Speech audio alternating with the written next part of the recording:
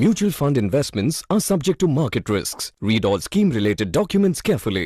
Mutual फंडमध्ये गुंतवणूक बँकेतून करावी, ॲपमधून करावी, MMFD कडून करावी, असा जर तुमचा काही प्रश्न आहे तर हा व्हिडिओ फक्त तुमच्यासाठी आहे. तुमच्यासाठी म्युच्युअल फंड SIP कुठून सुरू केली पाहिजे, कोणतं योग्य आहे, हे उत्तर देण्याचा प्रयत्न मी या व्हिडिओच्या माध्यमातून करणार आहे. नमस्कार मित्रांनो, मी आकाश गुंदावले. बघा मित्रांनो, मला खूप सारे लोक भेटतात, मला म्हणतात की सर आम्ही बँकेतून SIP करतोय किंवा अजून कुठेतरी ॲपमधून SIP करतोय, काय केलं पाहिजे, कुठून केली पाहिजे. बघा, तुम्ही सगळ्यात महत्त्वाचं बँकेमधून जर SIP करायला गेलात तर काय होतं आणि काय नाही होत याच्याबद्दल इन शॉर्ट माहिती तुम्हाला सांगतो. बँकेमध्ये तुम्ही जाता, बँकेचा जो अधिकारी RM तिथं बसलेला आहे त्याला काहीतरी टार्गेट आहे पूर्ण करायचं, आणि मग तो काय करतो, तुम्हाला काहीतरी ती माहिती देतो, आणि ती जी माहिती असते ती तुम्ही ऐकता, तुम्हाला ती बरोबर वाटते आणि तुम्ही काय करता, ती स्टार्ट करता इन्व्हेस्टमेंट. होतं असं की 2 वर्षानंतर जेव्हा ते तसं घडत नाही तेव्हा तुम्ही तिथे जाता, त्यावेळेला बँकेमधला जो RM असतो तो दुसऱ्या बँकेत कुठेतरी शिफ्ट झालेला असतो किंवा त्याचं पदोन्नती किंवा काहीतरी झालेलं असतं, तिथं तिसराच कोणीतरी व्यक्ती बसलेला असतो. जेव्हा तुम्ही त्याच्याकडे जाता त्याला सांगता की बाबा रे, मी 2 वर्षापूर्वी अशी अशी गुंतवणूक केली होती, असे असे फीचर मला सांगण्यात आले होते आणि आता ते काही फीचर याच्यामध्ये मला दिसत नाहीत. तर तो म्हणतो, सर मॅडम मला नाही माहीत त्यांनी काय तुम्हाला सांगितलं होतं, मला माहीत नाही त्यांनी काय सांगितलं होतं, मी आता इथं नवीन आहे, मला हे दुसरं प्रोडक्ट फार भारी वाटतंय, तुम्ही हे बघा. म्हणजे काय झालं की त्या व्यक्तीने त्याचं टार्गेट पूर्ण करण्यासाठी तुम्हाला काहीतरी सांगितलं, तुम्ही ते ऐकलं आणि केलं.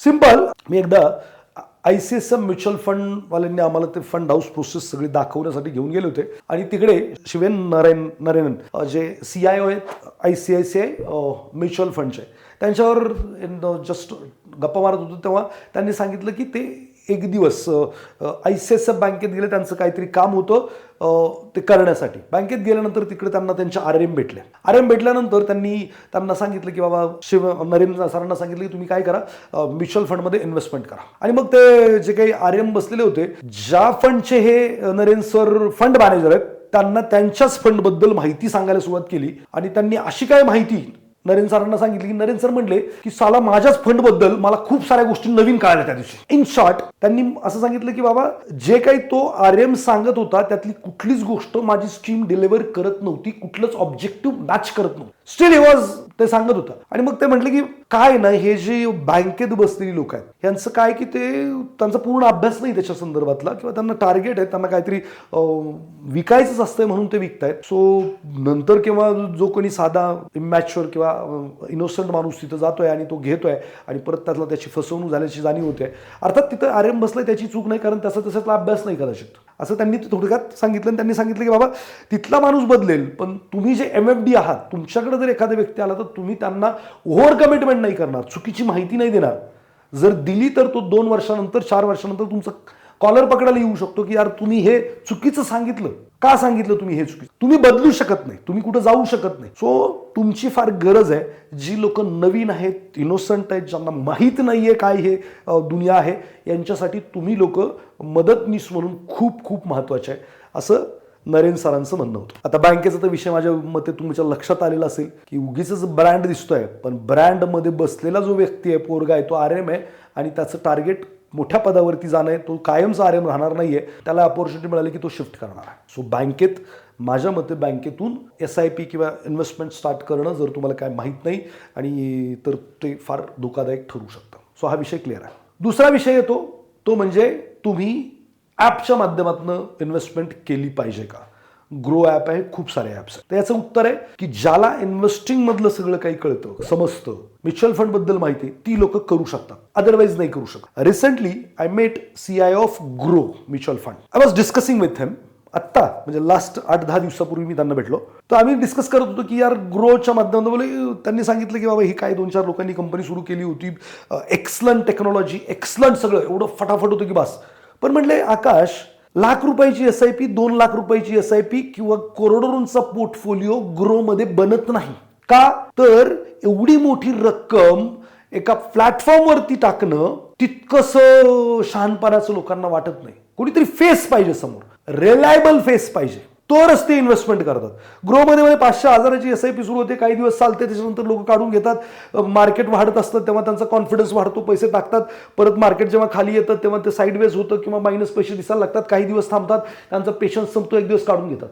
बरं, गोल ओरिएंटेड इन्व्हेस्टमेंट करत नाहीत. आणि बरंचसं काही आमचं त्याच्यावरती डिस्कशन झालं की ग्रो बेस्ट आहे, लोकांना प्लॅटफॉर्मवरती आणतंय, सगळं काही करतंय, बट लॉंग टर्ममध्ये वेल्थ क्रिएट करणाऱ्यांची संख्या खरं तर MFD असताना 2% आहे. 10 वर्ष फक्त 2% लोक राहतात असं काहीतरी आहे. तर ग्रोवरती तिथं लोक राहतील आणि वेल्थ क्रिएट करतील असं इम्पॉसिबल आहे म्हटलं. कारण एवढ्या वर्षाचा अनुभवातनं ते म्हटले की असं कोणी नाही की फार वर्ष ते थांबलेत ग्रोवरती आणि मोठी SIP 2,000 5,000 करतात, त्यांना वाटतं म्हणून करतात. ते काही गोल किंवा किती लागतंय त्याचं कॅल्क्युलेशन करून काहीच करत नाहीत. आणि असं बरंचसं त्यांचं डिस्कशन झाल्यानंतर कन्क्लुजन असं निघालं की ते म्हटलं की त्यांनी हे सांगितलं की फेस पाहिजे.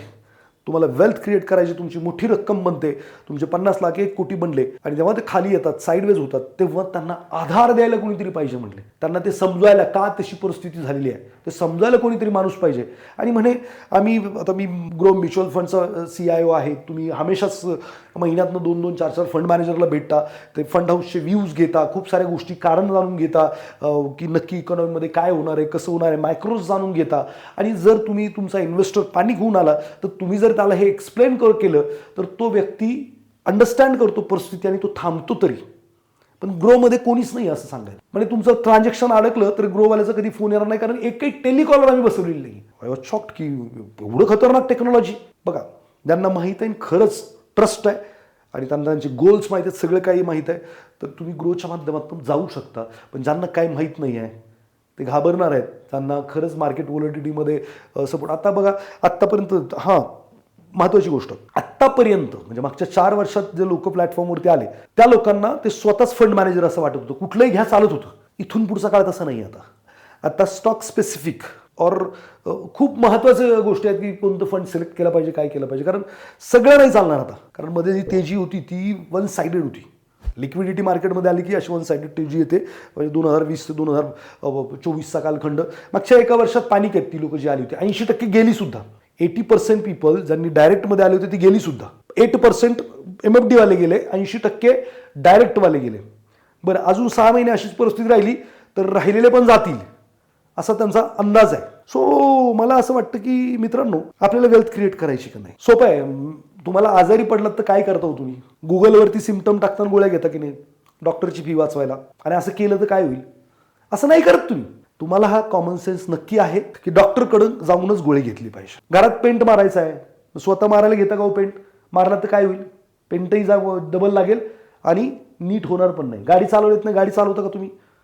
नाही चालवत तुम्ही, ड्रायव्हर ठेवता. मी असं म्हणतो की मित्रांनो, तुम्ही जे काय वस्तू विकत घेता, गाडी घेता, TV घेता, लॅपटॉप घेता, मोबाईल घेता, या लोकांना पैसे देता तुम्ही. त्यांचे प्रॉफिटसह पैसे देता, त्यांच्या कामाचे पैसे देता असं म्हणूया. घरी आणल्यानंतर त्या वस्तूची किंमत रिड्यूस होते, कमी होते. कारची किंमत कमी होते, लॅपटॉपची किंमत कमी होते, मोबाईलची किंमत कमी होते. तुम्हाला माहिती आहे का, फायनान्शियल ॲडवायझर किंवा फायनान्शियल मदतनीस हा एकमेव असा माणूस आहे जो तुमचे पैसे वाढवण्यासाठीची फी घेतो. बाकीची लोक पैसे कमी करण्याची फी घेतात आणि हा जो माणूस आहे तो काय करतो? पैसे वाढवण्याची फी घेतो. अर्थात आपली मानसिकता फी देण्याची नाहीये. मग या केसेसमध्ये सेबीने सांगितलं, एक तर फी घ्या, एक तर तुम्ही काय करा, ट्रेल कमिशन घ्या. मग ट्रेल कमिशन असतं किती? ॲव्हरेज 50-60 पैसे. तेही TR कंटिन्युअसली कमी होत आहे. इथून मागचा काळ होता जिथं चांगले पैसे मिळत होते, आता तो काळ राहिलेला नाहीये. सो मला असं वाटतं की तुमचे पैसे वाढवायला जो माणूस मदत करतो त्याला पैसे मिळत आहे त्याचं दुःख तुम्हाला का होतं ते मला कळलेलं नाही आजपर्यंत. मी असेल, कोणी पण असेल. साहेब, एवढं अवेअरनेस किंवा एक सल्ला सुद्धा तुमचं आयुष्य बदलू शकतो पूर्ण. कितीतरी लोकांचं बदललंय. एक सल्ला म्हणजे म्युच्युअल फंडचाच नाही, बाकीच्या फील्डमध्ये पण आम्ही म्हणतो की घराचं होम लोन भरू नका, त्याऐवजी पैसे कंपाऊंडिंग वेगळं आहे, रिड्युसिंग वेगळं आहे. खूप साऱ्या गोष्टी आम्ही सांगत असतो. याच्यामध्ये लाखो रुपयांचं बेनिफिट होतं क्लायंटचं. मला असं वाटतं की ज्यांना कोणाला मोठी वेल्थ क्रिएट करायची त्या लोकांनी एक चांगला MFD शोधला पाहिजे, ट्रस्ट वर्दी माणूस शोधला पाहिजे, ज्या नॉलेजेबल आहे, मार्केटचं ज्ञान आहे, सगळ्या गोष्टींना कळतंय त्याला काहीतरी, असा माणूस शोधला पाहिजे. त्याच्या मदतीने वेल्थ क्रिएट करायला गेलं पाहिजे आणि ज्यांनी खरंच वेल्थ क्रिएट केली असा माणूस पकडायला पाहिजे. सो असा माणूस तुमच्याकडे आहे, very good, go head and do it. Don't think single time की मी त्याच्याकडे जाऊ का नको. आणि जर तसा माणूस तुमच्याकडे नाही आहे तर खाली डिस्क्रिप्शनमध्ये फॉर्म दिलाय, इथे स्कॅनर दिलाय, ते स्कॅन करा, फॉर्म भरा, माझी टीम तुम्हाला संपर्क करेल. तुमचं कोणतंही गोल पूर्ण करण्यासाठी आम्ही तुम्हाला मदत करू. ओव्हर अ पिरियड टाईम खूप काही गोष्टी तुम्हाला मिळू शकतील. तर नक्की संपर्क करा. व्हिडिओ आवडला असेल तर लाईक शेअर करायला तर विसरू नकाच. आपले जे काही कोणी मित्र आहेत, कन्फ्यूज आहेत, कुठं पैसे गुंतवायचे त्यांना कळत नाही आहे, तर हा व्हिडिओ त्यांना सुद्धा शेअर करा. मित्रांनो, एकाच तरी आयुष्यात आमच्या कामाने तुमच्या एका शेअरनी पुण्य नक्की लाभेल. चॅनलवरती नवीन असाल तर सबस्क्राईब करायला विसरू नका. बेल आयकॉन हिट करा. नवीन नवीन व्हिडिओ, नवीन नवीन माहिती मी तुमच्यासाठी घेऊनच येत असतो. भेटूयात पुढच्या व्हिडिओमध्ये.